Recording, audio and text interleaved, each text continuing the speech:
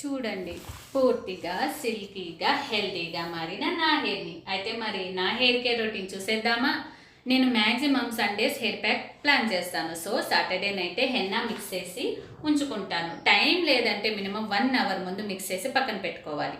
ఇంకో ప్రాసెస్ చూద్దామా? కొంచెం పుల్లగా ఉండే కర్డ్, లేదంటే బీట్రూట్, అది లేదంటే డికాషన్తో పాటు మీకు ఇంకా కావాలంటే ఎగ్ వైట్ వేసి మిక్స్ చేసుకోవాలి.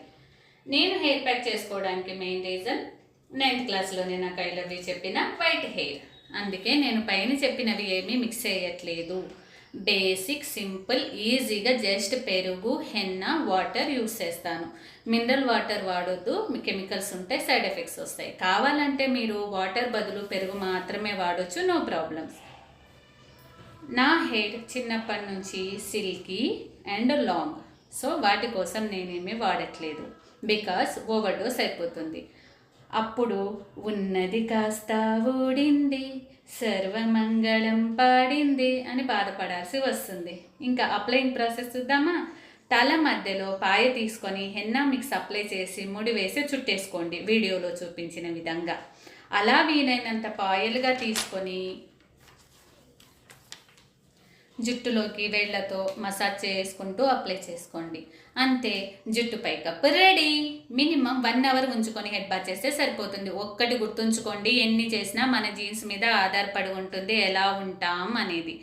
అన్నిటికీ మించి హెల్తీ ఫుడ్ హ్యాబిట్స్ అలవాటు చేసుకోండి. ఆటోమేటిక్గా చేంజ్ మనకే అర్థమవుతుంది. ఇక కొసమెరుపు ఏంటంటే, నాకు లాంగ్ హెయిర్ అంటే అంతగా నచ్చదు. బికాజ్ నేను కొంచెం లేజీ, మెయింటెనెన్స్ ప్రాబ్లం. మరేంటి ఇదంతా అనుకుంటున్నారా? తిరుమల తిరుపతి మొక్కు, ఆ దేవుడికి సమర్పించేవన్నమాట. ఈ నా హెయిర్కి ఇదే నా లాస్ట్ హెయిర్ కేర్ రొటీన్. అందుకే ఈ వీడియో ఎండ్ చేసే ముందు నేను ఫాలో అయ్యే టిప్స్ చెప్తా, రాసుకోండి. సాంబార్ హెన్నా అప్లై చేసుకునే ముందు హెయిర్ ఆయిల్తో మసాజ్ చేసుకోండి. నీట్గా చిక్కు తీసుకొని హెన్నా అప్లై చేసుకోండి.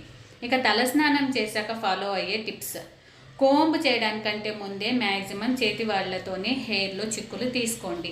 హెయిర్ 2 పార్ట్స్ తీసుకొని పైనుండి కాకుండా చివరి నుండి స్టెప్ బై స్టెప్ చిక్కు తీసుకోవాలి. హెయిర్ లాస్ ఎంతో కొంత తగ్గుతుంది. ఇవే నేను ఫాలో అయ్యే టిప్స్. నచ్చాయా? అయితే మీరు ఫాలో అవ్వండి. ఉంటా మరి.